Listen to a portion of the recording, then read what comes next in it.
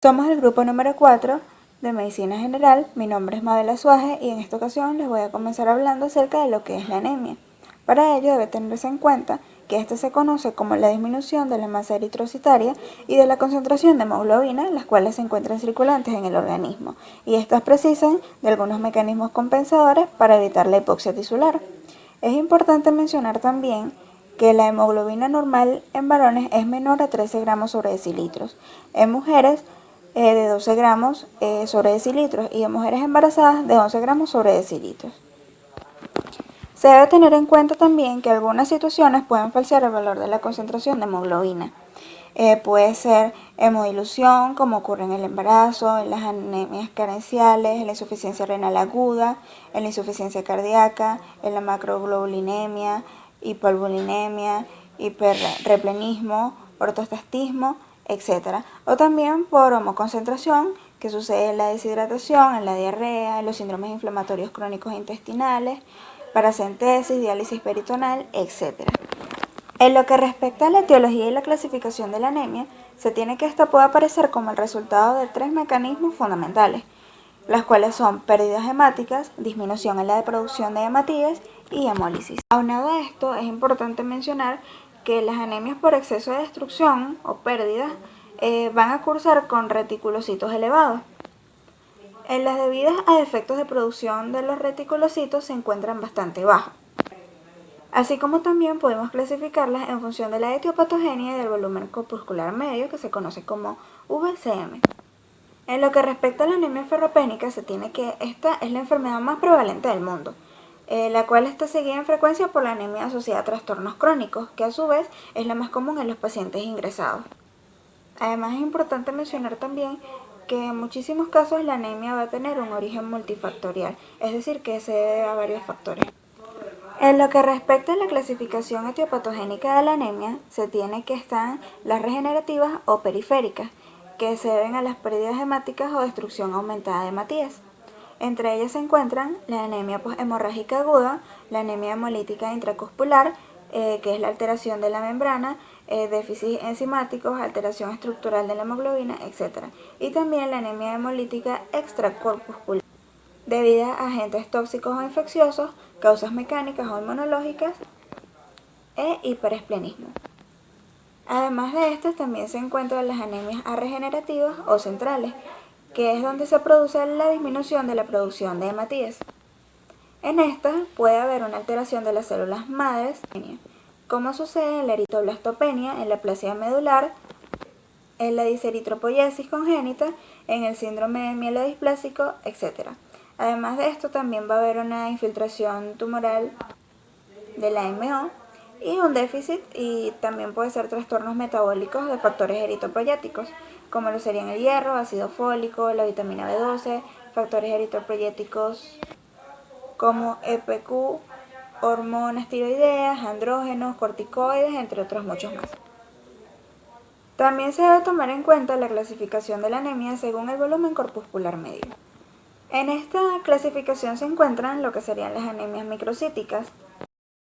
En estas anemias microcíticas, el valor corpuscular medio se encuentra menor a 82 femtolitros, mientras que la hemoglobina corpuscular media también se encuentra menor a 28 picogramos.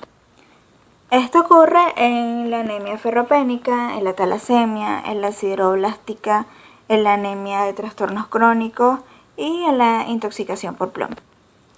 Además de estos, también se encuentran las anemias normocíticas, donde el valor corpuscular medio se encuentra entre 82 y 99 femtolitros.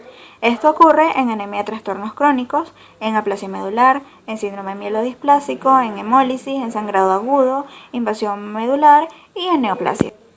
Y por último, en las anemias macrolíticas, el valor corpuscular medio se encuentra mayor o igual a 100 femtolitros.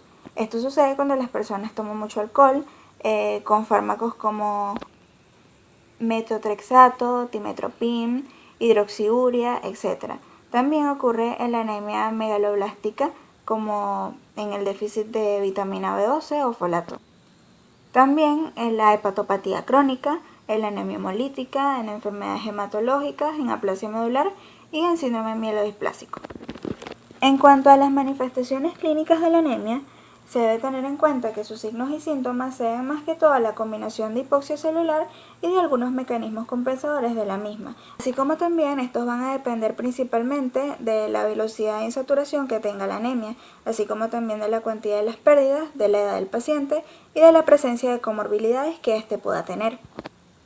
Cabe acotar que una pérdida muy aguda de sangre, sobre todo si la hemorragia es grave, puede producir taquicardia, hipotensión, fallo cardíaco, shock hipovolémico o síntomas neurológicos como lo son los acúfenos, la cefalea, la irritabilidad, la somnolencia, la confusión y el vértigo. En cambio, cuando las anemias son crónicas, suelen ser asintomáticas o pueden manifestar algunos signos de astenia progresiva, cefalea, disnea de esfuerzo y algunas palpitaciones. Cuando hay deficiencia de vitamina B12, pueden aparecer las neuropatías periféricas bilaterales o desmielinización de las vías piramidales y posteriores de la médula espinal, por lo cual se va a dar lugar a unas parestesias, debilidad muscular, dificultad para caminar, trastornos psicóticos, alteraciones en la visión y también demencia. Ahora bien, en lo que respecta al diagnóstico y las pruebas complementarias de la anemia, se puede decir que la historia clínica y la exploración física van a permitir lo que sería la aproximación al origen de la anemia y también a la existencia de enfermedades causantes subyacentes a ella. Con respecto al diagnóstico de las anemias hipoproliferativas, se tiene que en la anemia ferropénica, las pruebas de morfología van a estar en normomicrocíticas. La sideremia, medida en miligramos sobre decilitros, va a estar menor a 30. El TBC va a estar mayor a 360. La saturación menor a 10 y la ferritina sérica, medida también en miligramos sobre decilitros, va a estar menor a 15. La morfología de la inflamación va a ser normocítica. En este caso, la sideremia va a estar menor a 50. El TIBC menor a 300. La saturación en porcentaje va a ser de 10 a 20% y la ferritina sérica va a estar entre 30 y 200. En el caso de la talasemia, la morfología va a ser normomicrocítica también. La sideremia se encuentra normal o alta. El TIBC está normal, la saturación va de 30 a 80 y la ferritina sérica de 50 a 300.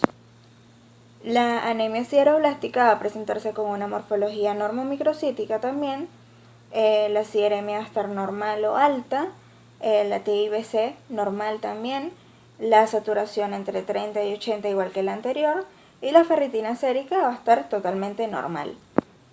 En las nefropatías, la morfología va a ser normocítica, la sideremia, el TIBC y la saturación van a estar normales, mientras que la ferritina sérica va a estar entre 115 y 150.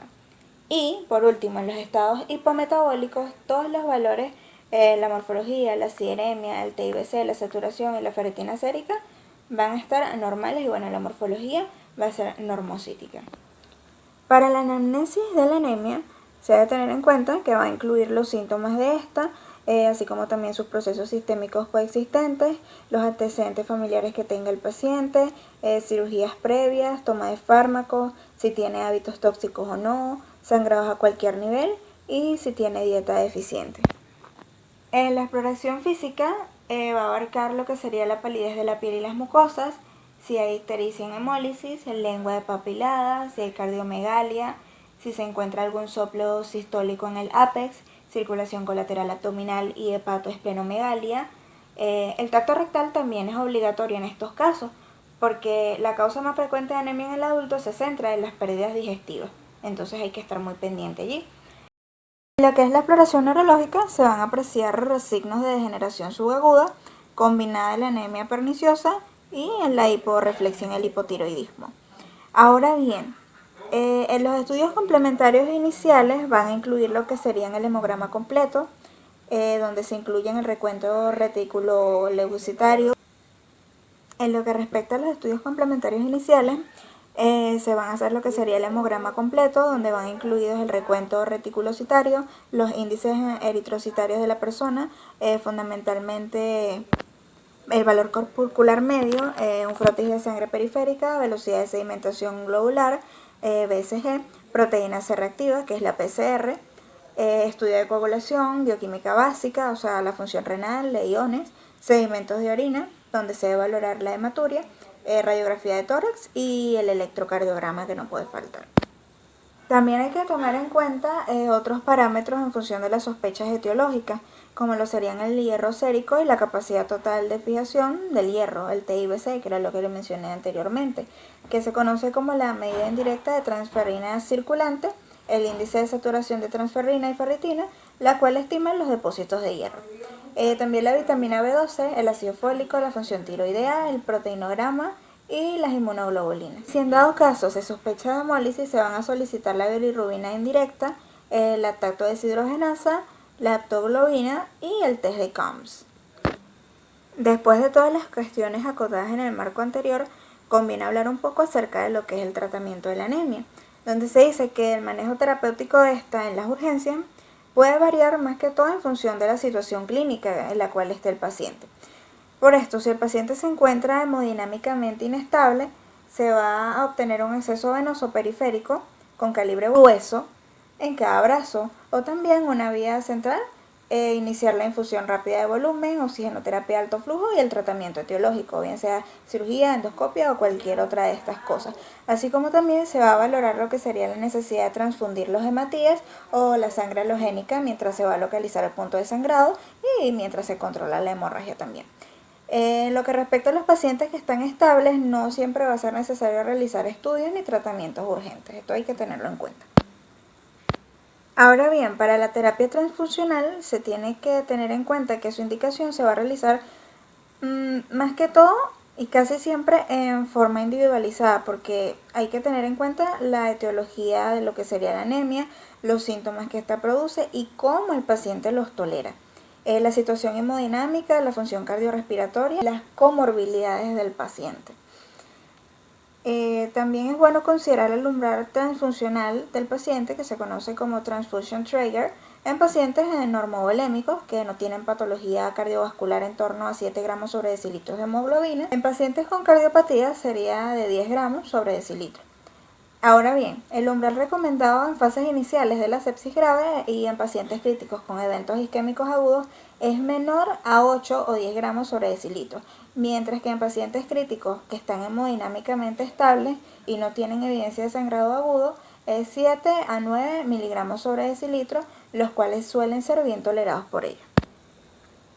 Conviene agregar también lo que serían los agentes estimuladores de la eritropoyesis, que los cuales pueden estar indicados en el tratamiento de la anemia cuando se presentan situaciones como los pacientes oncológicos, cuando hay insuficiencia renal crónica, en trastornos hematológicos, hepatopatía crónica, anemia de trastornos crónicos, anemia asociada al tratamiento del SIDA, anemia prematuro y cirugía mayor electiva, puede ser cirugía ortopédica, cirugía cardiovascular, digestiva o cirugía ginecológica. Además de esto, se debe tomar en cuenta que los pacientes cuando tienen nefropatía crónica, las dosis de eritropoyetina son de 50 a 150 unidades por kilogramo durante 3 veces por semana. Y para corregir la anemia inducida por quimioterapia se van a necesitar sí dosis mayores. También se tiene lo que sería el hierro oral, la cual se considera como la forma menos invasiva para reponer los depósitos férricos y también esta va a ser suficiente como tratamiento en los pacientes que están asintomáticos que tienen anemia ferropénica establecida. Sus dosis recomendadas son de 2 a 3 miligramos por kilogramo por día. Se debe tener en cuenta que el aporte oral diario es de 200 miligramos de hierro elemental, por lo que se va a dar lugar a la absorción de solamente 50 miligramos y por ende se va a incrementar las cifras de hemoglobina a partir de 1 o a las 2 semanas de tratamiento. Entonces, una vez que se encuentre resuelta la anemia, la administración de hierro se va a prolongar por 6 a 12 meses, dependiendo de la estabilidad del paciente, pues, y esto para reponer los depósitos biológicos de hierro. Los efectos secundarios gastrointestinales van a dar lugar mayormente a tasas de incumplimiento terapéutico de hasta el 20%.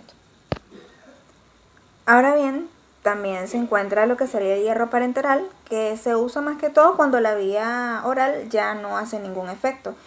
porque esta no es tolerada o simplemente está contraindicada, o también cuando existe una anemia bastante grave y se necesita una recuperación rápida.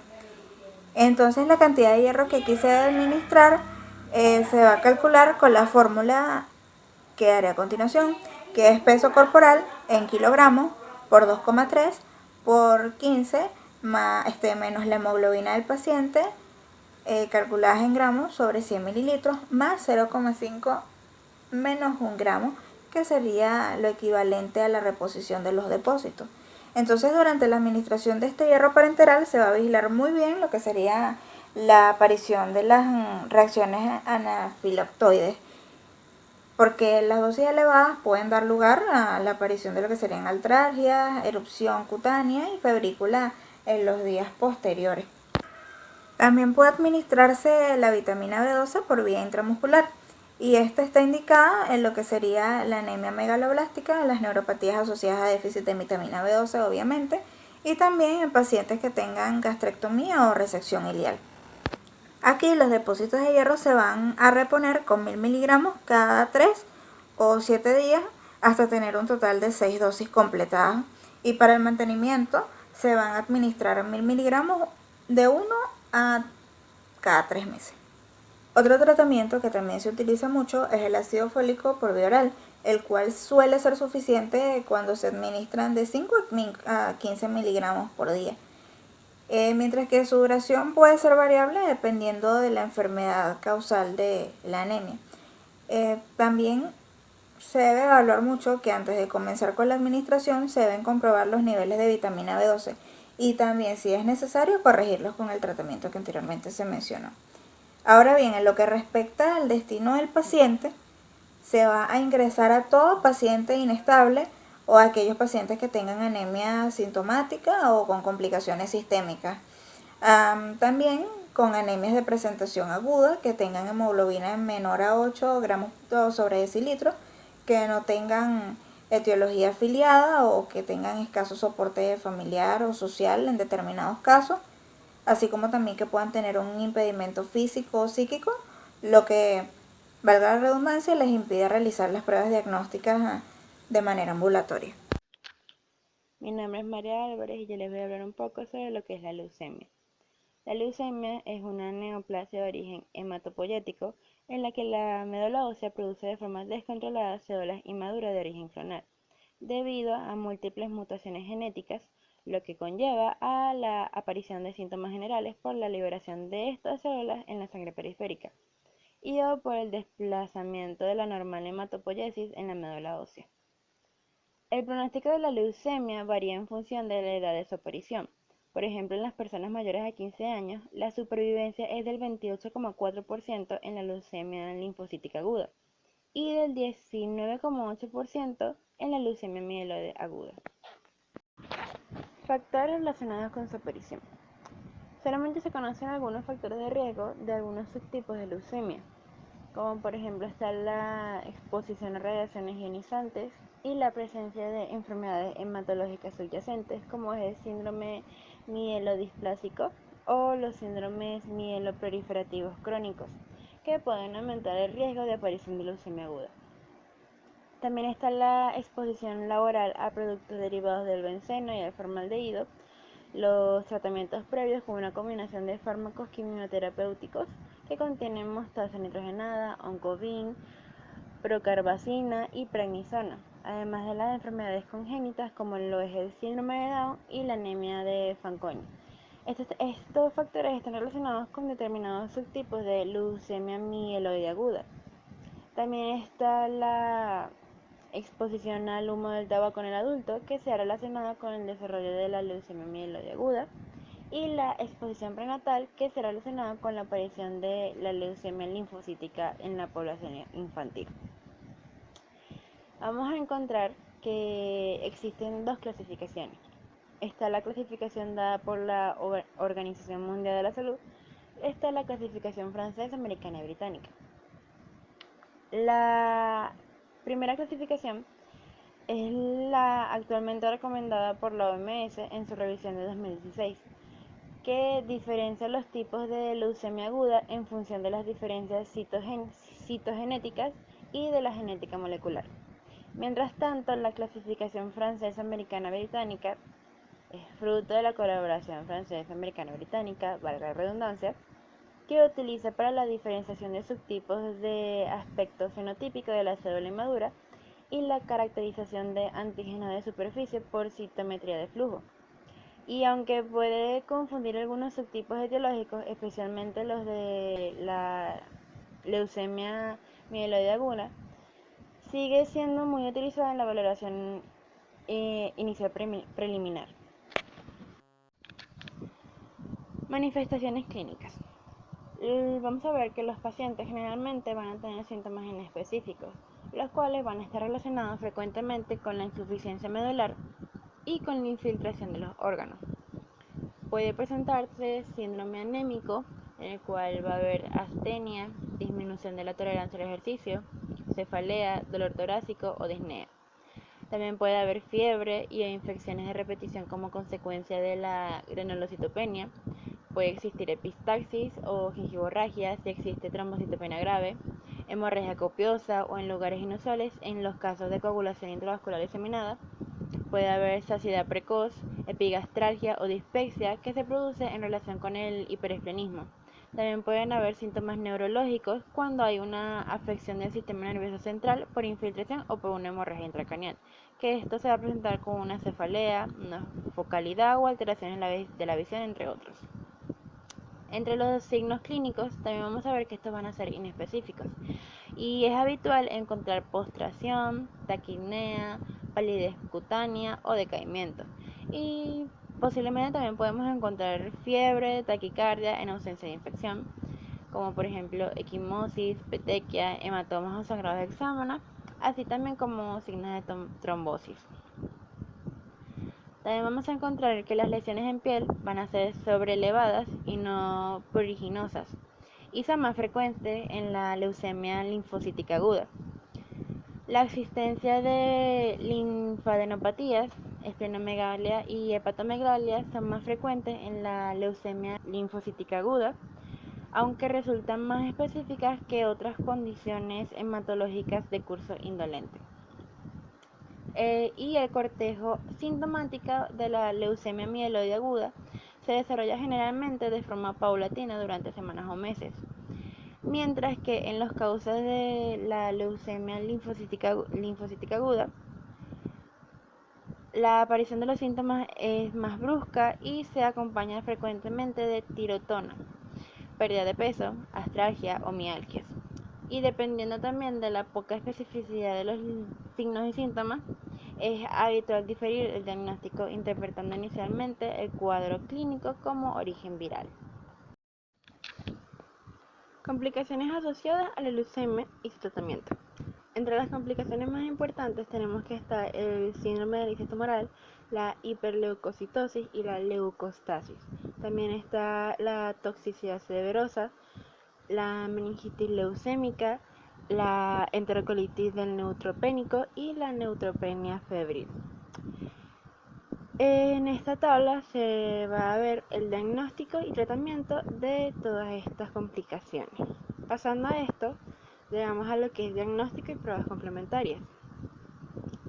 Primeramente se hace la anamnesis y la exploración física.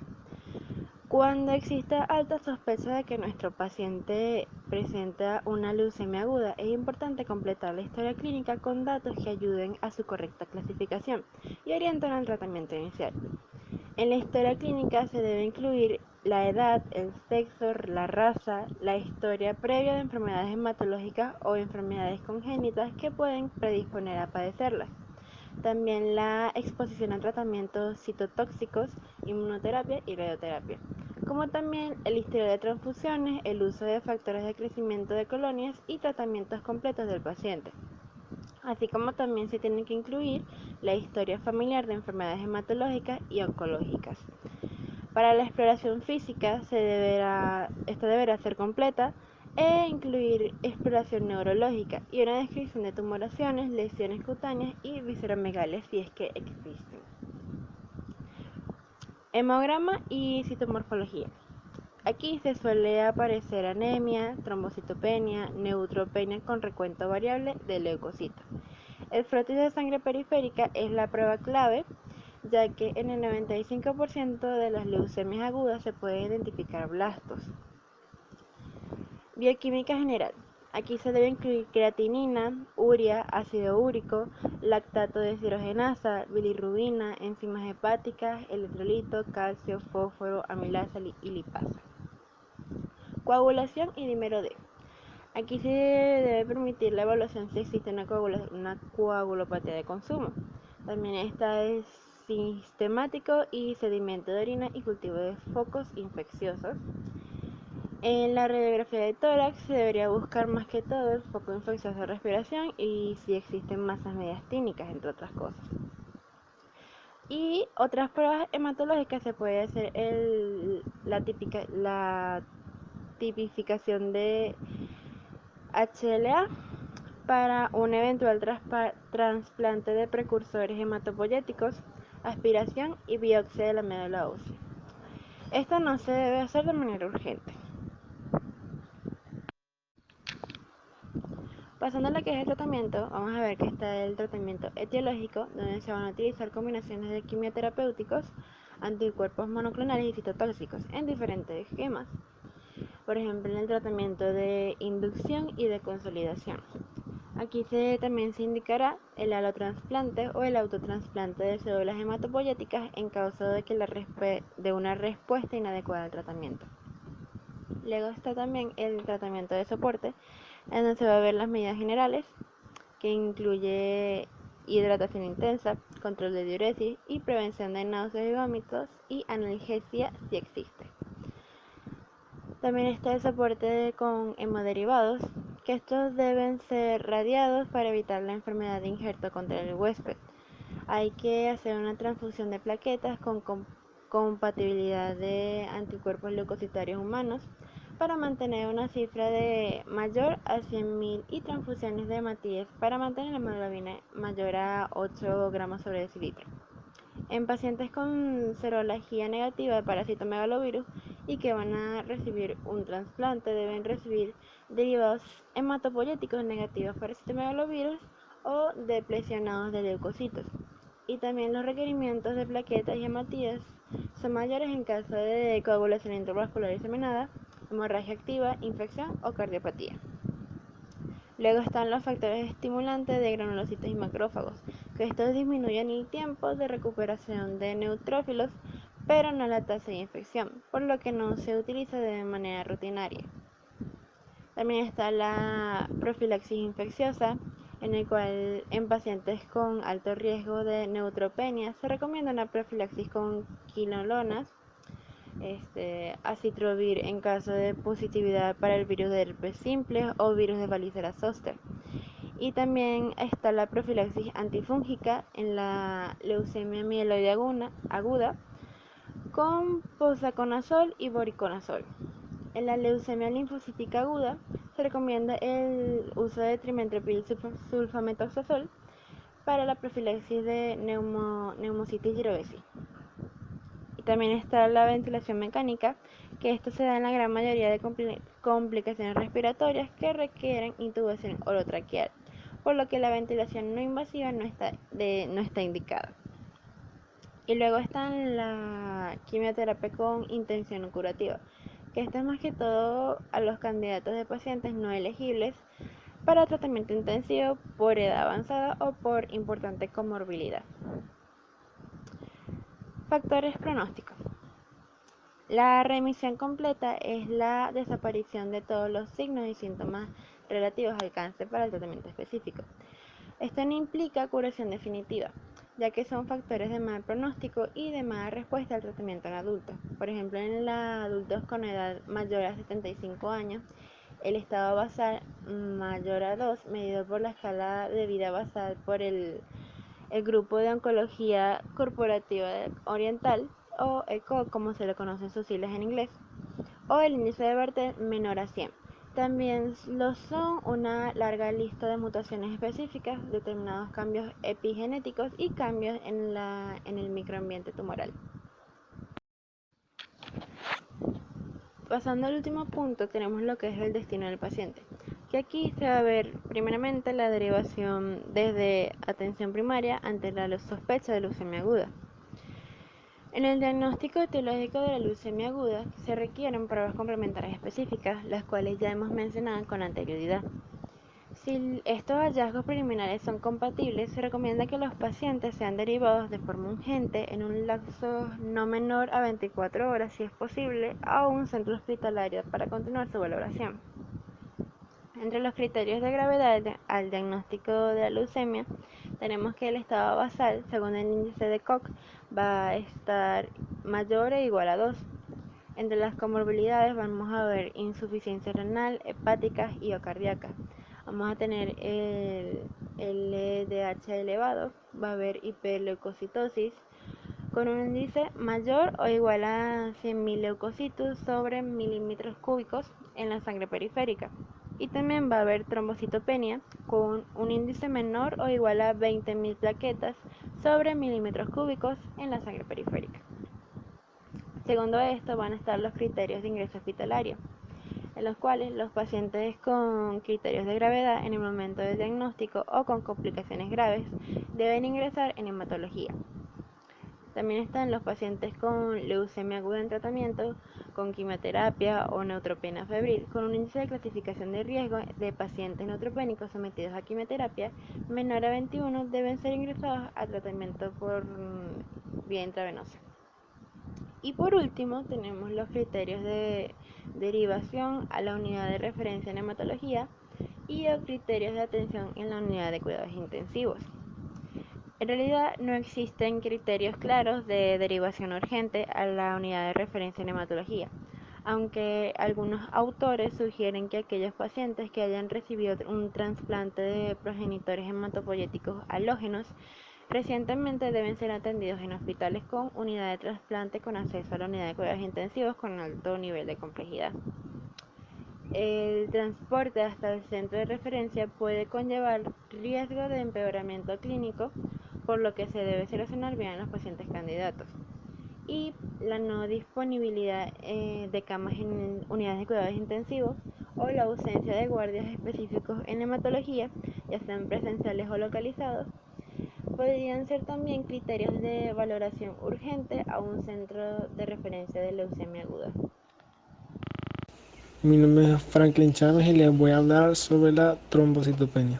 Se define como la trombocitopenia la existencia de un reencuentro plaquetario menor a 150.000 plaquetas sobre milímetro. Según dicho reencuentro se puede restablecer 3 grados de trombocitopenia. La leve, que es de 150.000 a 100.000 plaquetas sobre milímetro. La moderada está entre 50.000 a 100.000 plaquetas sobre milímetro. Y la grave está en menos de 5.000 plaquetas sobre milímetro. La etiología de la trombocitopenia puede estar en relación con descenso de producción de las plaquetas en la médula ósea, en la cual hay un aumento de destrucción periférica, secuestro plaquetario y una dilución de plaquetas.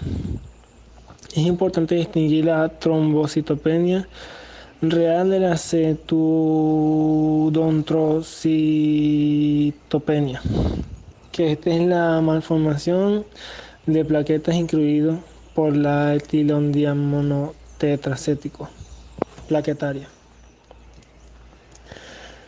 Manifestaciones clínicas: la trombocitopenia leve moderada suele ser asintomática.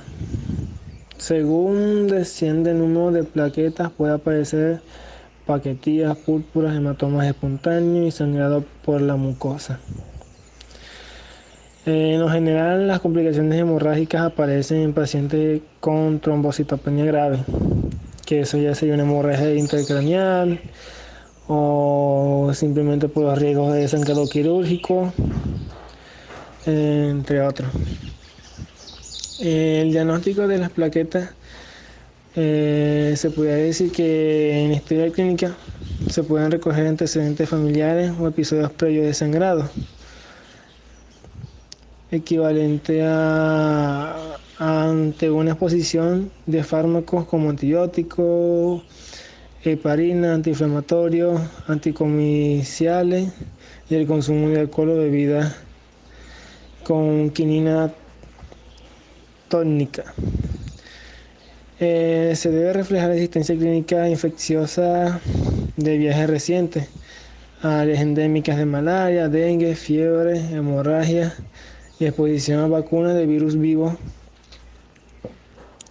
en la cual la dietética puede originar una existencia de déficit vitamínico muy notorio.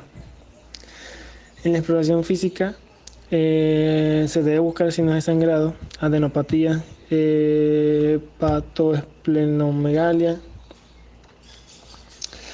En algunas ocasiones la trombocitopenia se asocia a fenómenos trombóticos, de manera que la existencia de trombosis debe ser pensada en dichas entidades. Depende del diagnóstico clínico. El tratamiento de estas medidas generales están dirigidas a disminuir el riesgo de hemorragia del paciente, en la cual se debe considerar la retirada de fármacos implicados en la trombocitopenia, así como de anticoagulantes o antiagregantes. Respecto a la restricción de la actividad física en general en pacientes asintomáticos, no es necesario que en el caso de trombocitopenia grave es recomendable evitar las actividades de riesgo físico que actúan mucho en el cuerpo humano. Entre las otras tenemos una transfusión de plaquetas, que la necesidad de transfusión debe individualizarse, porque la transfusión es más eficaz en las trombocitopenias de causa central, siendo su eficacia limitada en aquellas debidas de destrucción periférica. En el criterio de ingreso al hospital, la gravedad de la trombopenia depende de la causa subyacente en el reencuentro plaquetario, en las manifestaciones clínicas asociadas, en la cual se debe considerar el ingreso hospitalario en los siguientes casos: la trombopenia, que está asociada a las manifestaciones hemorrágicas, la trombopenia intensa, que especialmente esta se asocia con el riesgo elevado de sangrado y enfermedades subyacentes graves, con una trombopenia incluida por la heparina, y la sospecha de enfermedades hematológicas graves como la leucemia aguda, la anemia y otros desórdenes hematológicos. Hola, mi nombre es Rosa González y les voy a hablar sobre la leucopenia. Podemos definir la leucopenia como una cifra de leucocitos en la sangre periférica menor a 4.000, la cual comprende la neutropenia y la linfopenia. ¿Cuál es la etiología de la leucopenia? La neutropenia puede dividirse en congénita o adquirida. La neutropenia congénita, constitucional o étnica, la cual afecta a personas de raza negra o de algunos otros grupos étnicos, habitualmente con cifras mayor a 1.000. No supone riesgo de infección. También la neutropenia benigna familiar, la neutropenia congénita grave, la neutropenia clínica, la cual es la enfermedad autosómica dominante con episodios autolimitados de neutropenia cada 2 a 5 semanas. Puede asociarse a infecciones y úlceras orales. La neutropenia asociada a otros síndromes congénitos, como tenemos el síndrome de Down, la anemia de Fanconi y diquestarosis congénita. Tenemos la neutropenia adquiridas, las cuales son la neutropenia posinfecciosa, la cual es frecuente en pacientes y jóvenes tras infecciones víricas como parotiditis, varicela, rubiola, gripe, hepatitis, VIH. Menos frecuentes en infecciones bacterianas como la brucela, la salmonela, neumococo, micobacterias o protozoos como la malaria y la leishmania. Puede aparecer en el contexto de sepsis grave, sobre todo en ancianos y en niños. También como las enfermedades autoinmunes los lupus eritomatoso sistémico, la artritis reumatoide, la neutropenia neonatal aloinmune, la neutropenia asociada a leucemia de linfocitos grandes o granulares. También el déficit nutricional, vitamina B12, ácido fólico, cobre. El hiperesplenismo, enfermedades de la médula ósea como anemia, aplásica, leucemias, síndromes miedoplasmáticos, infiltración por neoplasia sólida. Los endocrinopatías, como tenemos el hipotiroidismo, enfermedad de Addison y hipopituitarismo. ¿Cuáles son las manifestaciones clínicas de la leucopenia? Tenemos que las manifestaciones clínicas de la neutropenia dependen de la presencia de infección asociada. Por ejemplo, el riesgo de infección es mayor si la reserva de neutrófilos en la médula ósea está disminuida, de forma que las infecciones son más frecuentes y graves en caso de insuficiencia medular que cuando la neutropenia se debe a destrucción periférica. El tipo de infección depende del grado y de la cronicidad de la neutropenia. Se trata generalmente de infecciones bacterianas, de flora endógena, estafilococo, bacilos gram negativos del tracto digestivo o genitourinario. Los pacientes con neutropenia crónica menos graves pueden tener sinusitis, estomatitis, infecciones perirectales o gingivitis de forma recidivante. Es importante tener en cuenta que en los pacientes neutropénicos los signos de infección pueden ser menos manifiestos. ¿Cuál es el diagnóstico y pruebas complementarias de la leucopenia? Tenemos la historia clínica, la cual incluye antecedentes familiares, etnia, infecciones en la infancia, consumo de fármacos o alguno. Prácticas dietéticas que se asocian a déficits nutricionales, los fármacos implicados en la aparición de neutropenia y agranulocitos. ¿Qué es la agranulocitosis? Son antibióticos como trimetoprim, sulfamethoxazol, daxona, cloranfenicol. ¿Cuáles son los fármacos antipalúdicos? Cloroquina y quinina. Analgésicos y antiinflamatorios podemos usar metamizol, ibuprofeno, diclofenaco, sulfasalacina, sales de oro. En los antitiroideos, el metimazol y el propitilurenacilo. En los psicofármacos tenemos la clozapina, la clorprosacina y los tricíclicos. En las anticomiciales tenemos la fenitoína y en los fármacos cardiovasculares la flecainida, procainamida, propranolol, digoxina, ticlopidina y también tenemos los esperinolactona. La neutropenia tiene agentes alquilantes y antimetabólicos, o sea, ambos, como ampicilina, amoxicilina y cefalosporina. ¿Cuál es la exploración física? Tenemos que estar dirigida a identificar signos de infección o úlcera en mucosas, adenopatías y organomegalias. Otros hallazgos en la exploración pueden orientar a identificar la causa subyacente. ¿Cuáles son las pruebas de laboratorio? Las pruebas de laboratorio, por ejemplo, se debe investigar la duración de la neutropenia en caso de disponer de hemogramas previos y verificar la existencia o no de otras citopenias asociadas.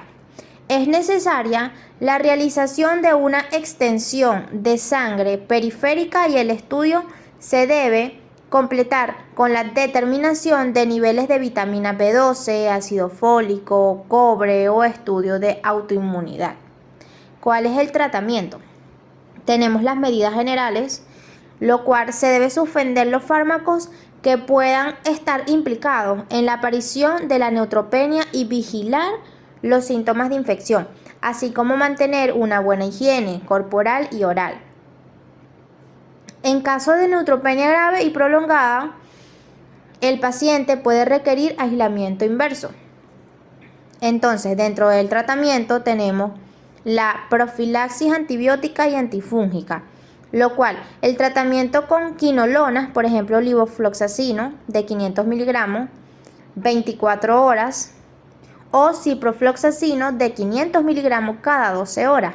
Tenemos los antifúngicos como el fluconazol y el posaconazol, el cual puede reducir el riesgo de infecciones en pacientes con neutropenia de intermedio y alto riesgo.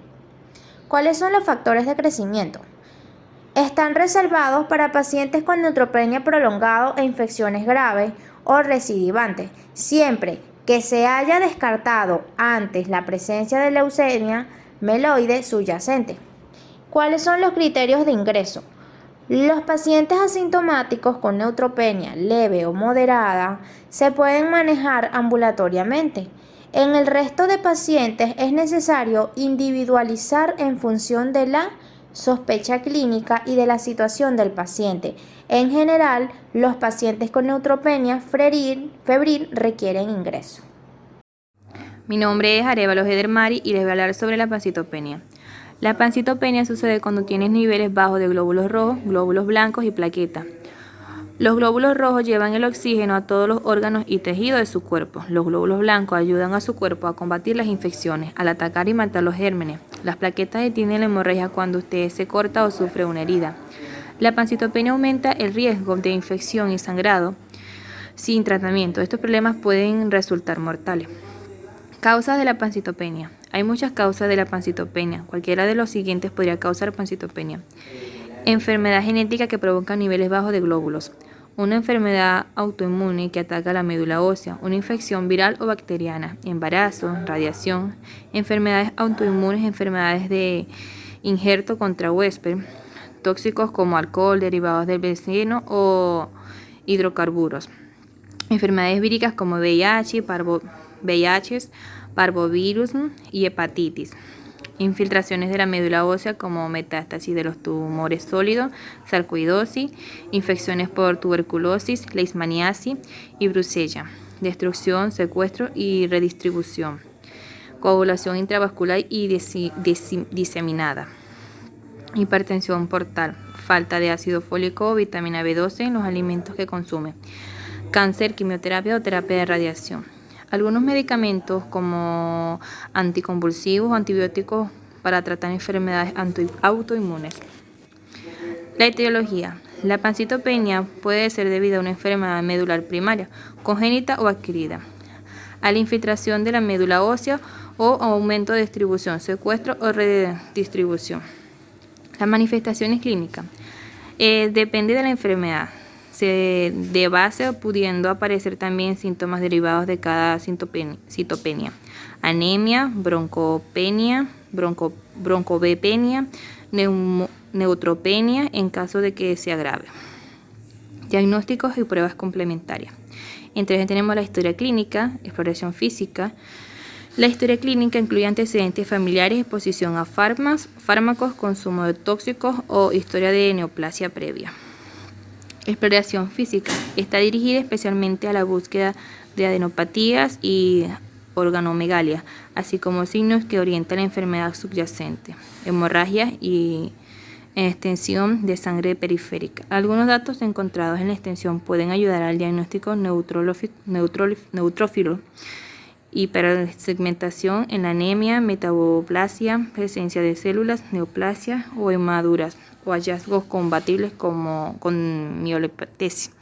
Otras pruebas incluyen funciones hepáticas y renales, estudio de automovilidad, perfil férrico y triglicéridos. Si se sospecha síndromes hemofagocíticos, vitamina B12, ácido fólico, serológicos y estudios de microbiológicos. Hipertensión portal, otras pruebas de imagen o estudio de la médula ósea. Tratamiento. Está dirigido a la enfermedad de base, pudiendo requerir tratamiento de soporte de cada citopenia. Criterios de ingreso. Se derivan por un lado de la presencia de manifestaciones graves asociadas a cada citopenia. Fiebre en pacientes neutropénicos, sangrado asociado a trombopenia, anemia con necesidad de transfusión. Por otro lado, sospecha de enfermedades graves subyacentes, sospecha de anemia aplásica, leucemia aguda, coagulación intravascular diseminada, síndrome hemofagocito. En estos casos estaría indicado consultar la hematología y el ingreso de la situación del paciente.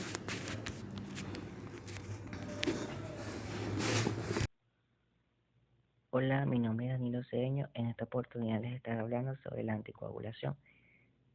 Principalmente debemos conocer que los anticoagulantes son sustancias utilizadas para el tratamiento de la trombosis por su capacidad para dificultar el proceso de coagulación de la sangre. Un trombo es un coágulo dentro del sistema circulatorio. Se dice que se produce una embolia cuando un fragmento de ese coágulo se desprende y de forma brusca tapona alguna arteria o vena. El tratamiento anticoagulante es el de elección en la trombosis de las extremidades inferiores y en la embolia pulmonar, ya que existen varios tipos de anticoagulantes que se utilizan en el manejo de estos procesos, como lo son las heparinas y pentasacáridos, anticoagulantes que se utilizan en el manejo de estos procesos. Además tenemos a los anticoagulantes orales e inhibidores directos de la trombina. Los nuevos anticoagulantes orales como el dabigatran, el rivaroxaban, el edoxaban, el apixaban tienen varias ventajas para el paciente. No requieren monitorización de laboratorio, son cómodos ya que se administran por vía oral, presentan escasas interacciones con otros fármacos y alimentos y conllevan a menos complicaciones hemorrágicas, sobre todo en una hemorragia cerebral. La elección del tratamiento anticoagulante debe ser individualizada para cada paciente y requiere valoración sistematizada de la indicación establecida, ausencia de contraindicaciones y de riesgo trombótico y hemorrágico, nivel de anticoagulación deseado y elección óptima de fármaco. La elección óptima de fármaco, en este caso anticoagulante, ha de realizarse atendiendo a las características farmacológicas del mismo, a los riesgos trombóticos y hemorrágicos, a los antecedentes personales, a la situación clínica del paciente, a la gravedad de la misma y a la esfera biopsicosocial que envuelve al paciente. Entre los fármacos anticoagulantes de administración parenteral tenemos principalmente a la heparina no fraccionada. Esta ejerce su acción mediante la activación de la antitrombina, multiplicando su capacidad inhibitoria sobre la trombina y los factores 9A, 11A, 12A y sobre todo el factor XA. Hay dos tipos de heparina no fraccionada. Se conoce como la heparina cálcica subcutánea en desuso y la heparina sódica, siendo los tipos más característicos de la heparina no fraccionada. La administración intravenosa con inicio de acción inmediata y corta duración, por lo que se prefiere su uso en situaciones de urgencia. La heparina no fraccionada se administra parenteralmente y preferiblemente mediante bomba de perfusión continua, ya que esta presenta menor número de hemorragias y mejor control de las complicaciones. Tenemos también el caso de la heparina de bajo peso molecular. Estas actúan inhibiendo de una forma muy indirecta la acción de la trombina. Su administración es subcutánea y presenta elevada biodisponibilidad con un porcentaje mayor al 90%. Se eliminan casi exclusivamente por vía renal, por lo que ha de valorarse de forma cuidadosa su uso con una afección renal. Las diferentes moléculas de heparinas de bajo peso molecular no son idénticas en sus propiedades farmacocinéticas y anticoagulantes, por lo que no son intercambiables entre sí. Las heparinas de bajo peso molecular solamente requieren monitorización de su efecto en casos de embarazo, obesidad mórbida, insuficiencia renal, cuando se administran a dosis terapéuticas y ante la aparición de una clínica hemorrágica cuando se administran a dosis profilácticas. También está el caso de las heparinoides. El fondaparinux es un inhibidor indirecto del factor 10A, con respuesta rápida y predecible. Su eliminación es renal, no precisa monitorización y carece de antídoto específico, dado que no tiene reacción cruzada con anticuerpos antiheparina. Puede usarse en pacientes con sospecha de trombocitopenia inducida por heparina, siendo contraindicada en pacientes con insuficiencia renal grave y en casos de embarazo. El argatroban es un inhibidor directo de la trombina de administración intravenosa. Está indicado en casos de trombocitopenia inducida por heparina con una dosis inicial de 2 miligramos en perfusión continua, excepto en pacientes críticos con difusión hepática moderada o sometidos a una cirugía cardíaca previa, en las que se recomienda una dosis inicial de 0,5 miligramos. Su monitorización incluye un primer control 2 horas después del inicio de la administración. En el siguiente grupo de administración de anticoagulantes por vía oral tenemos principalmente a los antagonistas de la vitamina K. Estos inhiben los factores de coagulación 2, 6, 9 y 10 y las proteínas C y S, además del factor 7.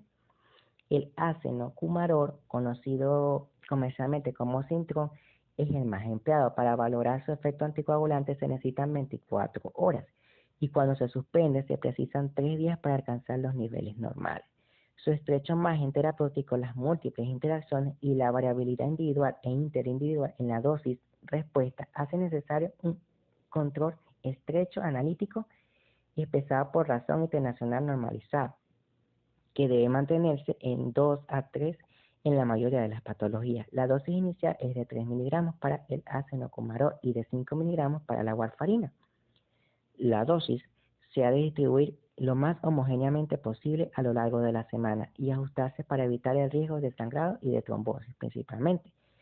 Si se requiere anticoagulación inmediata, es aquí el caso que debe añadirse heparina a dosis plenas y mantener ambos fármacos hasta la obtención de 2 controles consecutivos de razón internacional normalizada, con niveles adecuados para la indicación de la anticoagulación y siempre con una duración mínima de 5 días. La hemorragia, la necrosis cutánea, la alopecia, el rash y la osteoporosis se encuentran entre sus efectos adversos más comunes. La actitud ante una razón internacional normalizada es diferente si se presenta o no clínica hemorrágica. También tenemos el caso del rivaroxaban, conocido comercialmente como Xarelto, siendo un inhibidor directo del factor 10A activo por vía oral. Puede prolongarse y el tiempo de protrombina, a su vez, no precisa monitorización, carece de antídoto específico y está contraindicado en embarazo y lactancia, en hemorragias activas, en hepatopatía asociada a coagulopatía y en pacientes menores de 18 años e intolerancia a la lactosa. También tenemos el dabigatran, conocido comercialmente como el Pradaxa, siendo un inhibidor directo y reversible de la trombina. Tiene un efecto anticoagulante predecible, no requiere monitorización, es dializable y tiene un inicio y fin de acción rápido, prolongándose y minimizando la protrombina. Está indicada cuando se necesita una reversión rápida de los efectos anticoagulantes del dabigatran ante cirugía o procedimientos emergentes o por hemorragias no controladas o potencialmente es mortal. Se administra por vía intravenosa y no precisa ajuste de dosis en pacientes con insuficiencia renal. Está indicado cuando se necesita una reversión rápida de los efectos anticoagulantes del dabigatran. Y a su vez, como lo mencioné antes, se administra por vía parenteral. Tenemos el caso del apixaban, conocido comercialmente como Eliquis, siendo un inhibidor reversible directo y selector del factor. Está contraindicada en cualquier patología que aumente el riesgo de sangrado activo, hepatopatía y tratamiento concomitante con cualquier otro anticoagulante, salvo en situaciones temporales de cambios de los mismos. En este punto encontramos situaciones especiales de la anticoagulación, como es el caso de la anticoagulación durante el embarazo. Las heparinas de bajo peso molecular no atraviesan la barrera placentaria, por lo que se considera el fármaco de elección durante el embarazo. Además, presentan baja incidencia de osteoporosis y trombocitopenia materna. Enoxaparina, nardoparina y dalteparina son los fármacos con mayor experiencia. Ante la necesidad de su uso durante el embarazo, debe suspenderse ante la semana número 37, siendo que no hay ensayos clínicos de los fármacos anticoagulantes de acción directa en mujeres gestantes. En la anticoagulación durante la lactancia, los fármacos anticoagulantes compatibles con la misma son el dabigatran y las heparinas de bajo peso molecular. En el caso de una reintroducción del fármaco a dosis terapéuticas, se dice que la reanudación del tratamiento dependerá de la estabilidad hemodinámica del paciente y del riesgo hemorrágico postoperatorio. Siempre y cuando se haya alcanzado una hemostasia adecuada, se podrá iniciar tratamiento anticoagulante a dosis terapéuticas 24 horas después de la cirugía o el procedimiento que haya presentado un bajo riesgo hemorrágico. y de 48 a 72 horas después en caso de un riesgo hemorrágico alto. Sin embargo, existe una serie de limitaciones para la utilización de estos preparados, como lo son la necesidad de administración en un régimen hospitalario por vía intravenosa y precisando controles frecuentes de laboratorio para ajustar las dosis que el organismo del paciente demanda de acuerdo a sus necesidades. Esta fue toda mi ponencia. Muchas gracias.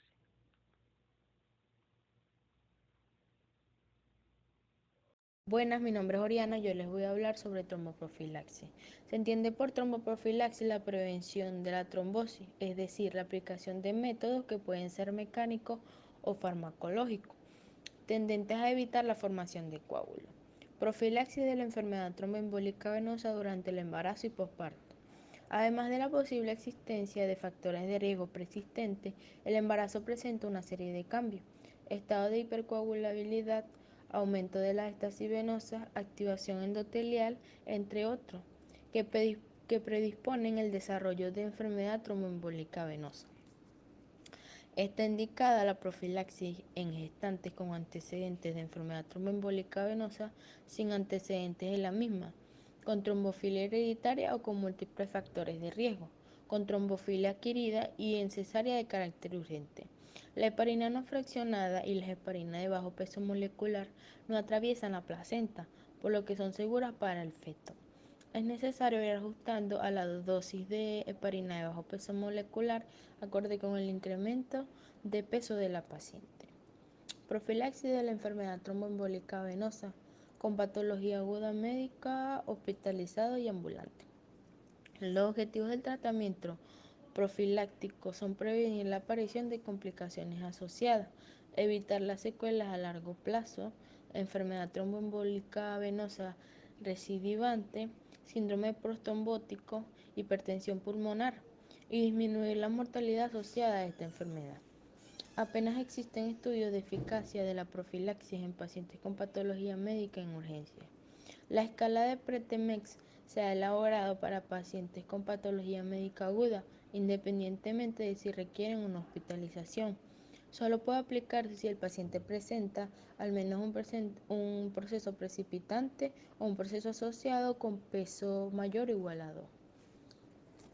Si el riesgo ajustado resulta de 1 y 3, se recomiendan medidas físicas. Si es 4, se sugiere profilaxis con heparina de bajo peso molecular. Y si es mayor a 4, se recomienda profilaxis con heparina de bajo peso molecular. La escala de Padua de fácil manejo ha sido validada para pacientes hospitalizados con patología médica. Clasifica a los pacientes en 2 grupos de riesgo: riesgo alto con mayor o igual a 4 puntos y si es riesgo bajo con menor a 4 puntos. Las heparinas de bajo peso molecular son los fármacos de elección por su fácil administración y buena relación coste-beneficio. Se recomienda realizar profilaxis con heparina de bajo peso molecular o heparina no fraccionada a dosis baja o fondaparinux en pacientes médicos ingresados con alto riesgo de enfermedad tromboembólica venosa. En aquellos pacientes con contraindicación para profilaxis farmacológica, se deben instaurar medidas no farmacológicas, deambulación precoz y medias elásticas, entre otros.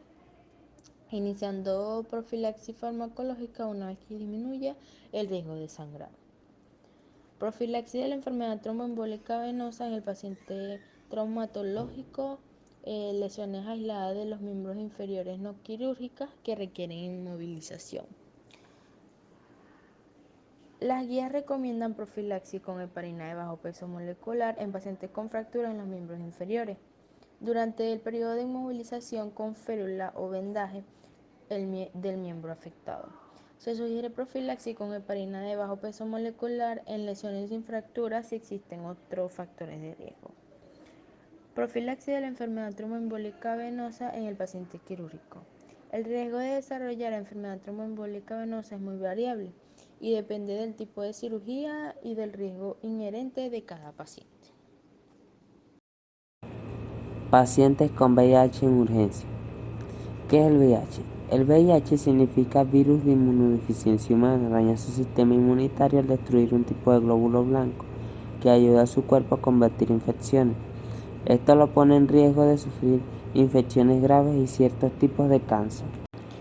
En urgencias se presenta una diversidad de escenarios. La asistencia en urgencias donde acude una población vulnerable es una oportunidad para el diagnóstico de la infección por el VIH. Las oportunidades perdidas tras contactar con un medio sanitario tienen impacto en la salud individual y colectiva. Los pacientes que acuden con infecciones graves deben generar una sospecha y serán objeto de una prueba serológica de VIH. Serán manejados como potenciales pacientes de SIDA. Los pacientes con buen control inmunovirológico normalmente deberán recibir una atención similar a la de la población general. En pacientes diagnosticados, tratados en fase avanzada que acuden por un nuevo problema de salud deben plantearse una nueva infección oportunista o un síndrome de reconstitución inmune. Diagnóstico de la infección de VIH-Sida. En el ámbito de urgencia se priorizará la serología urgente ante la sospecha de SIDA o enfermedades cuyo manejo será diferente y con consecuencias negativas. En el caso de confirmarse la infección de VIH o alguna lesión ocupante del sistema nervioso central, como lo es la tuberculosis, neumonía, cándida esofágica, entre otras, es especialmente importante no discriminar la probabilidad de infección de VIH por edad, origen geográfico o supuesta actividad de riesgo, puesto que los diagnósticos tardíos precisamente se dan en edades más avanzadas y pacientes heterosexuales. Además, sería de utilidad diagnóstica rápido en cuadro de viriasis aguda, fiebre, adenopatía, trombopenia, entre otras, como manifestaciones del VIH, con una ventana de oportunidad para el diagnóstico precoz y derivación rápida de la unidad especialista de tratamiento. En otros escenarios que se asocian a la infección de VIH con mayor probabilidad, se podrá plantear la serología de VIH en urgente. Esta sería la preferente, para ser revisada en un segundo tiempo por un facultativo en los pacientes que acuden a urgencias con otras infecciones de transmisión sexual como la hepatitis aguda, herpes zóster, cándida oral, neoplasia o linfoma. Será de gran utilidad el despistaje. Consideraciones para el tratamiento.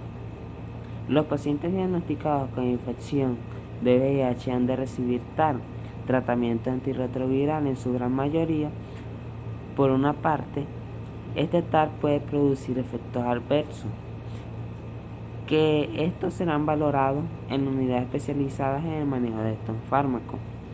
Algunas alteraciones pueden ser gastrointestinales, dislipemia, mareo, alteraciones del sueño o del ánimo, entre otros. Por su forma de aparición, en urgencia se presenta el exantema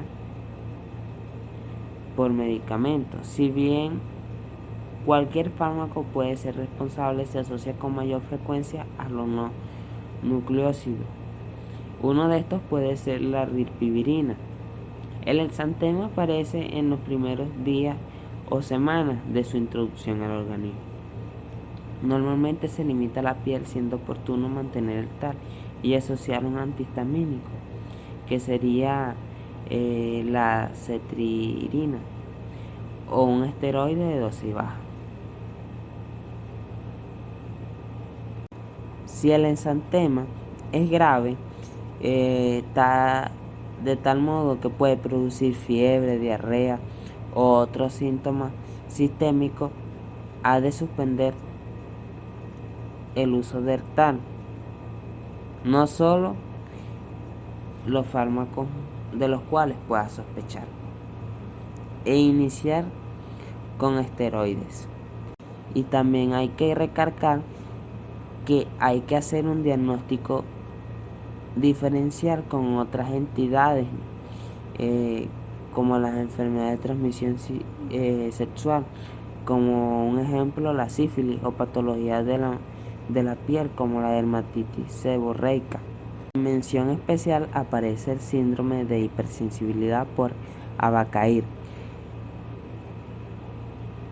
Sin embargo, es un cuadro potencialmente mortal con pico de incidencia a las primeras 6 semanas de inicio de abacavir y afectación multiorgánica variable como fiebre, ensantema, náuseas, vómitos, diarrea, dolor abdominal, disnea, tos, mialgia, cefalea y postración. Por otra parte, el TAR es susceptible a provocar o ser objeto de interacciones medicamentosas. Las vías del metabolismo, tales como el citocromo P450, entre otros, son las que condicionan mayormente interacciones, pero no las únicas. Existen numerosas alertas y contradicciones entre el TAR y otros fármacos que pueden ser examinadas por el médico de urgencia para evitar efectos adversos potencialmente graves. En otro plano, no podemos evitar el fenómeno del consumo de drogas con fines recreativos asociado a las prácticas sexuales. Esto se ve en grandes ciudades y en países desarrollados. Las sustancias utilizadas pueden crear potenciales interacciones con el TAR, causando efectos nocivos en cuadros de intoxicación muy graves. Los productos herbolarios, suplementos nutricionistas, tampoco están exentos de estas consideraciones. Neumonía. Todo paciente con disnea de infección por VIH sospechado o diagnosticado se le extraerá un hemograma, bioquímica con perfil hepático, renal, gasómetro arterial, basal, hemocultivo, baciloscopia, con esputo, con cultivo, con microbacterias, y se realizará una radiografía de tórax. Para identificación de las causas etiológicas tendrá la utilidad del antígeno neumococo y legionela.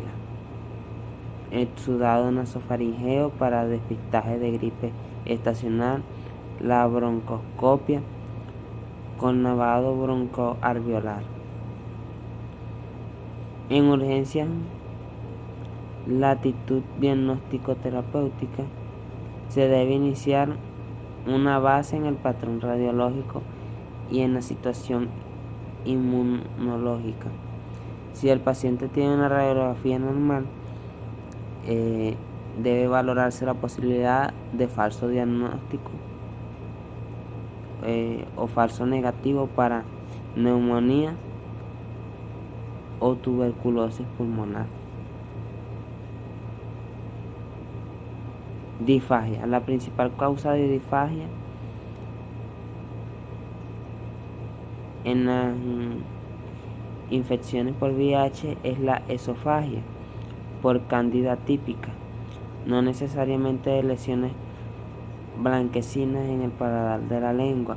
Otras posibles etiologías con DC4 bajo son esofagitis por CMV, por herpes simple o por el propio VIH, esofagitis péptica. Soy María Jorge González, les voy a estar hablando sobre las infecciones oftalmológicas. Primeramente tenemos lo que es el orzuelo y el chalazion. El orzuelo es la inflamación purulenta localizada del párpado, por lo que hay dolor a la presión en esa zona, más no en el resto del párpado. Puede ser estéril o no por la presencia del estafilococcus aureus. Hablamos de un orzuelo interno si este afecta la glándula de meibomio y de externo si afecta un folículo de una pestaña. El tratamiento consiste en aplicación de calor con un masaje suave, repetido alrededor de 4 veces al día.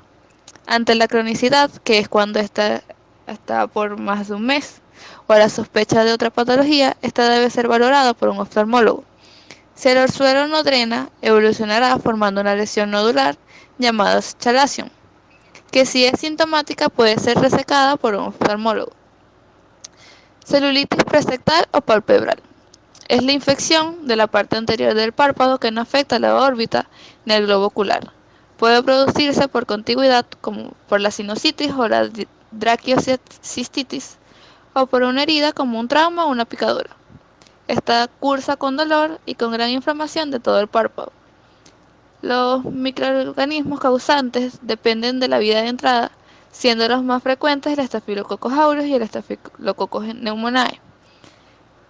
La celulitis postsectal u orbitaria es un cuadro grave que puede conducir a la ceguera por compromiso del nervio óptico y que puede extenderse causando trombosis del seno cavernoso y accesos cerebrales, por lo que es necesario el ingreso hospitalario y monitorización estrecha. Cursa como la celulitis palpebral con dolor y gran inflamación palpebral, pero en este cuadro la infección afecta también al contenido de la órbita.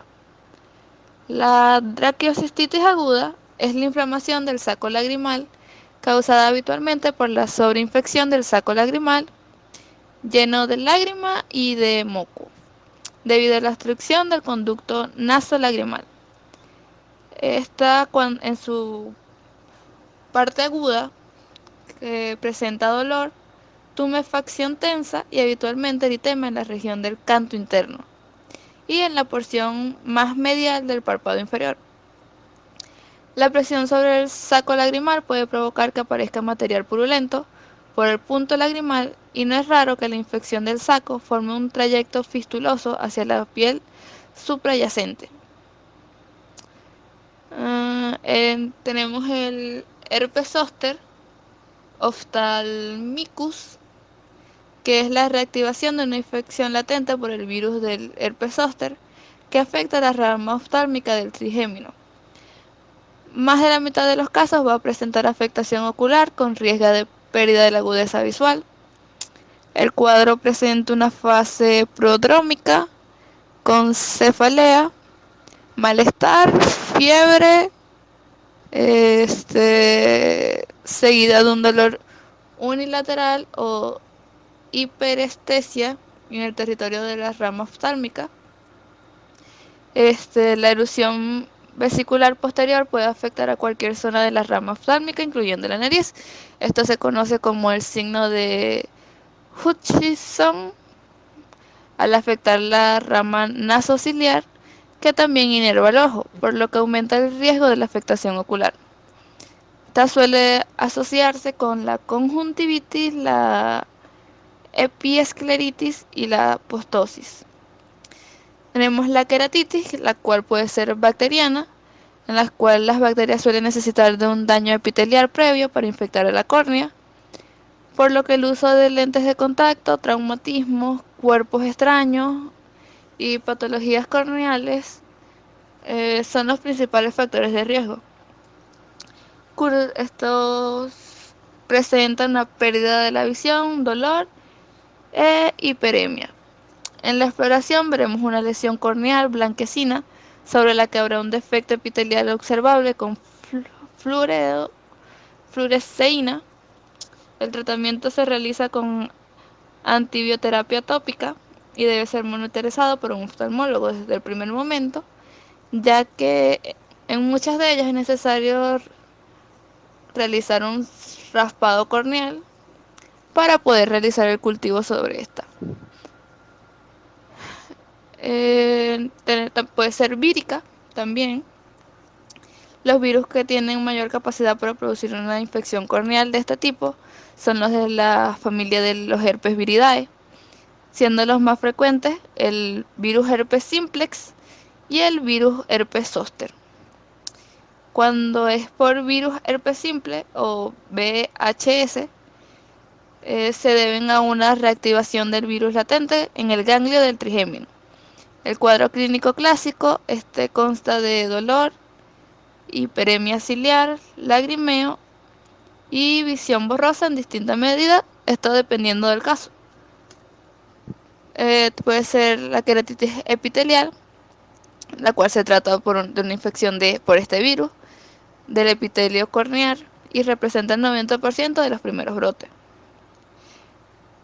Al momento de que se tiñe la retina con fluoresceína, se puede observar la lesión. El herpes ocular sin tratamiento o incorrectamente tratado puede dejar secuelas graves para la visión. Tenemos la queratitis estromal y la endotelitis, la cual su clínica es muy parecida, aunque suele cursar con menos molestias y más visión borrosa. En las exploraciones de estas enfermedades podemos ver un infiltrado corneal, el cual será translúcido, ya que se debe a una reacción inmune con poca carga infecciosa. Su tratamiento básicamente es de corticoides tópicos, pero durante las primeras semanas se debe de recibir antivirales en dosis terapéuticas después de dosis profilácticas. Da que ya esto que porque necesita tratamientos prolongados,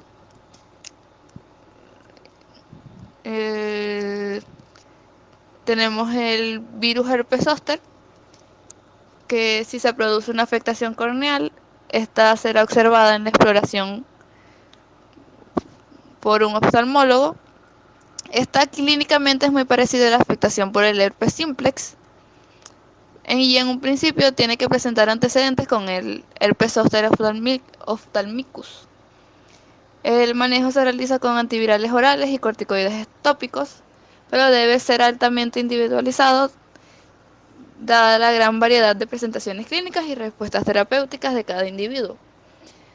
Tenemos la conjuntivitis, que es el signo clave de la hiperemia de 360 grados, que afecta también a los párpados, siendo que estos se desplazan hacia abajo para explorar la conjuntiva tarsal, acompañado de un aumento de secreciones fundamentalmente al despertarse. El síntoma clave para distinguir una conjuntivitis infecciosa de una alérgica es el picor que acompaña siempre a la segunda, es decir, a las alérgicas. Además, la secreción es mucho menos intensa y suelen acompañarse de un cuadro alérgico. Claro está, porque si no, no sería alérgica. Tenemos la conjuntivitis bacteriana, que se transmite por un contacto directo, por lo que es muy contagiosa, aunque mucho menos que la vírica. Los patógenos más frecuentes son el Staphylococcus aureus en adultos, el Staphylococcus pneumoniae, el Haemophilus influenzae y el Mycoplasma catarrhalis. El cuadro es típicamente unilateral, aunque puede presentarse de manera bilateral también. Esta presenta enrojecimientos, secreciones purulentas que continuamente impregnan los bordes palpebrales. Las conjuntivitis por Neisseria, especialmente por Neisseria gonorrhoeae, presenta un cuadro hiperagudo entre las 12 horas siguientes de la inoculación, debido a que esta es por transmisión sexual. En estas, la cantidad de secreción es enorme y se presenta una gran quemosis e inflamación palpebral. Estas precisan un ingreso y tratamiento sistémico intravenoso, ya que pueden progresar fácilmente a la perforación ocular. Otra de las conjuntivitis de transmisión sexual es la conjuntivitis de oclusión por la clamidia trachomantis, que se trata de una conjuntivitis folicular crónica, ya que esta dura más de un mes. Es unilateral en su gran mayoría, y para diagnosticar esta tiene que ser debido a un hemocultivo. Tenemos la conjuntivitis viral, que es habitualmente causada por un adenovirus. Esta es casi siempre bilateral y asimétrica. Puede formar parte de un cuadro catarral sistémico. El paciente presentará un ojo rojo con aumento de secreciones acuosas o mucosas, acompañadas de escozor y una sensación de tener un cuerpo extraño en el ojo. Tenemos la escleritis, que presenta un cuadro de hiperemia localizada o difusa que no afecta a la conjuntiva tarsal. Es doloroso, que esta no se blanquea con vasoconstrictores, ya que afecta a los vasos profundos. no presenta un aumento de las secreciones, esto es un característico de esta enfermedad, es parcialmente muy grave y obliga a descartar enfermedades sistémicas autoinmunes. Tenemos la endoftalmitis, la cual en esta se produce por una infección bacteriana o fúngica que afecta al contenido ocular. Se trata siempre de cuadros extremadamente graves que precisan el manejo oftalmológico hospitalario. Tenemos la endoftalmitis postquirúrgica o traumática, que se presenta con disminución brusca y muy marcada de la agudeza visual a lo largo de las 2 a 24 horas que ocurre esta enfermedad, que ocurre la intervención quirúrgica. Cursa con dolor, gran hiperemia, la congestión palpebral, y esta se trata de una urgencia oftalmológica, cuyo tratamiento debe iniciarse de inmediato con una toma de muestras y antibioterapia intravítrea. También tenemos las que son de origen sistémico. Esta se trata de una infección intraocular por la diseminación hematógena de un patógeno. Los síntomas son parecidos, aunque dependerán del patógeno, y una de las causas típicas es la endocarditis, pero la causa más frecuente de la infección es en pacientes portadores de catéteres centrales. Mi nombre es Gabriela Arbeláez y yo les voy a hablar sobre lo que son las enfermedades o las infecciones ginecológicas y las infecciones osteomusculares. Primeramente vamos a comenzar con lo que son las infecciones ginecológicas, que va a estar donde vamos a encontrar la vulvovaginitis, que es un motivo de consulta muy frecuente en lo que es la práctica clínica diaria. Esto se trata de la inflamación tanto de la vulva, la vagina y el tejido que la recubre, lo que puede ocasionar una leucorrea, prurito y dolor al momento de ir al baño. Entre esta vulvovaginitis vamos a encontrar la vaginosis bacteriana, que se produce por un desequilibrio de la microbiota vaginal, por lo que hay una disminución de lactobacilos y un aumento de Gardnerella vaginalis. Pero esta, más sin embargo, no es una infección de transmisión sexual. ¿Qué pasa? Que haber este desequilibrio en la microbiota, va a haber una serie de signos y síntomas, entre los cuales vamos a encontrar leucorrea blanquecina, líquida y en cantidad moderada, también de una característica homogénea, y que esto también va a estar acompañada tanto de prurito o ardor vaginal. Para su diagnóstico deben cumplirse 3 de 4 criterios de Ensel, los cuales son básicamente leucorrea grisácea, acuosa y homogénea. El pH vaginal debe estar mayor a 4.5, el test de aminas debe estar positivo y debe haber la presencia de células claves al microscopio. Su tratamiento va a estar dirigido en lo que son las vaginosis sintomáticas. También se van a estudiar si el paciente ha tenido alguna vez esta afección anteriormente o si se ha sometido a procesos invasivos como lo son las biopsias, la inserción de DIU o una esterectomía. Más en esta patología no es necesario tratar a la pareja sexual de la persona afectada. Otra de las patologías que vamos a conseguir es la candidiasis vulvovaginal, que es un tipo de infección fúngica que es causada por un hongo denominada Candida albicans. Su clínica va a ser que está constituida por lo que es un prurito intenso, leucorrea blanquecina grumosa, a diferencia de la anterior, que era mucho más líquida. En esta va a haber edema valvular, eritema y disuria también va a haber. Su diagnóstico es básicamente clínico, más sin embargo pueden realizarse otro tipo de pruebas como lo que es el pH vaginal. También se va a visualizar si hay esporas o hifas en lo que es el cuello. También vamos a poder recomendar una tinción de Gram dependiendo de qué sospecha tengamos. Y la prueba confirmatoria básicamente va a ser el cultivo vaginal. El tratamiento va a consistir en las válvulovaginitis sintomáticas y, como nombré en la anterior, También se van a tomar en cuenta si hubo procesos invasivos o no en el paciente que se esté tratando. Otra de las afecciones que vamos a encontrar va a ser la tricomoniasis, que esta sí es una infección de transmisión sexual que es causada por un parásito llamado Trichomonas vaginalis, que esta básicamente se transmite de hombres a mujeres y de mujeres a hombres. Esta no tiene una distinción entre sexos, más sin embargo es mucho más distintiva de las mujeres que de los hombres, ya que estas presentan una clínica mucho más rápida. Entre su clínica vamos a conseguir lo que es una leucorrea abundante, maloliente y espumosa. Puede ser también de un color amarillento verdosa y va a haber una irritación valvular con prurito intenso a nivel vulvovaginal y disuria también. El diagnóstico también es clínico, meramente clínico, y se confirma mediante la visualización del parásito con su flagelo al microscopio y se va a ver su movimiento característico.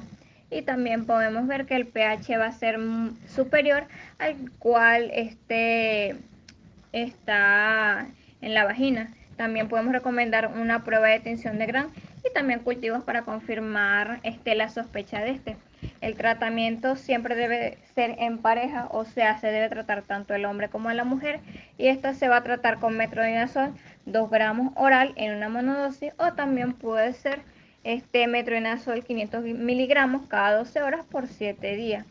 Entre otras afecciones también podemos encontrar lo que es la uretritis y la cervicitis, que estas son básicamente una infección causada por una serie de organismos que puede ser gonocóccida o no gonocóccida. ¿A qué me refiero con esto? En la gonocóccida podemos ver que esta está causada por lo que es la Neisseria gonorrhoeae, y en la que es no gonocóccida está causada puede ser tanto por la Chlamydia trachomatis como el Mycoplasma genitalium. Estos son los microorganismos que afectan mucho más en esta patología, que vamos a ver en esta.